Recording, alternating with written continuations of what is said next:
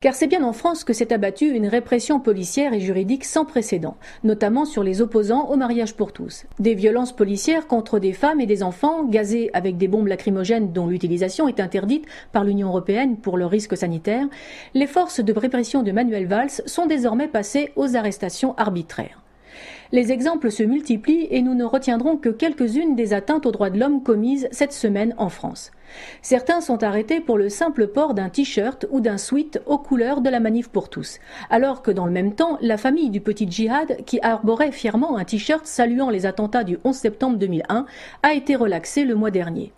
D'autres, parce qu'ils prenaient un verre sur les Champs-Élysées et que l'un d'eux portait également un sweat de la manif pour tous, se sont vus encerclés par une centaine de CRS et embarqués au simple motif que les caméras de surveillance avaient reparé le sweat et selon la préfecture de police de Paris, très en pointe dans la répression tous azimuts, ces jeunes s'approchaient dangereusement de l'Élysée. Un coup d'État à 28 et sans armes a donc été déjoué.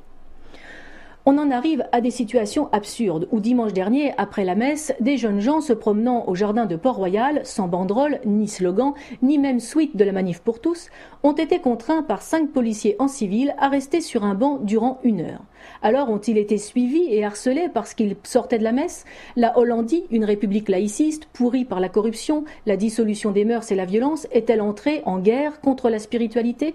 Cette répression est d'ailleurs dénoncée par d'autres pays européens. Lucas Volonté, président du groupe des députés européens PPE-DC, s'en est ému et a saisi le Conseil de l'Europe pour que cesse, je cite, « une répression croissante et inquiétante, inacceptable de la part d'un État membre du Conseil de l'Europe ». Fin de citation.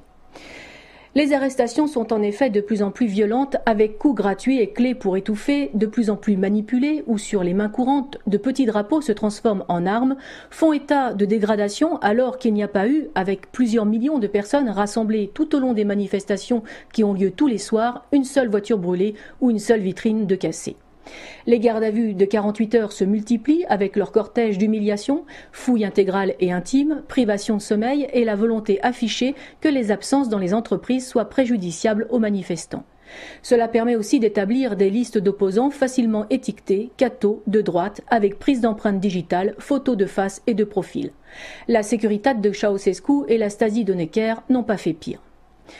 Ce sont ainsi plusieurs milliers d'arrestations arbitraires qui ont été commises sans que la presse française ne s'en émeuve.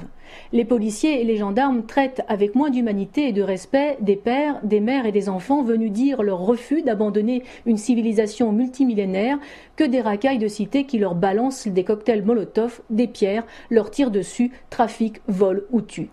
À croire que toute leur frustration d'être tenus en laisse par une hiérarchie soumise, leur crainte des officines antiracistes qui hurlent à la bavure à la moindre arrestation, leur peur également de faire face à des bandes mieux armées et mieux entraînées qu'eux, se retournent contre ces manifestants bons enfants, calmes et désarmés.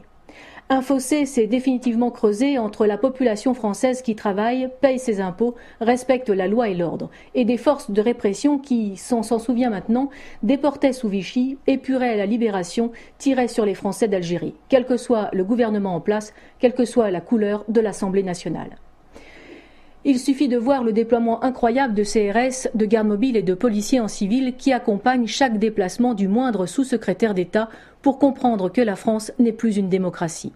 Être si peu en phase avec les aspirations de son peuple et s'accrocher avec tant de hargne au pouvoir, c'est bien là une dérive totalitaire. Et pendant ce temps, les trafics continuent et les exécutions à l'arme de guerre se poursuivent dans les banlieues.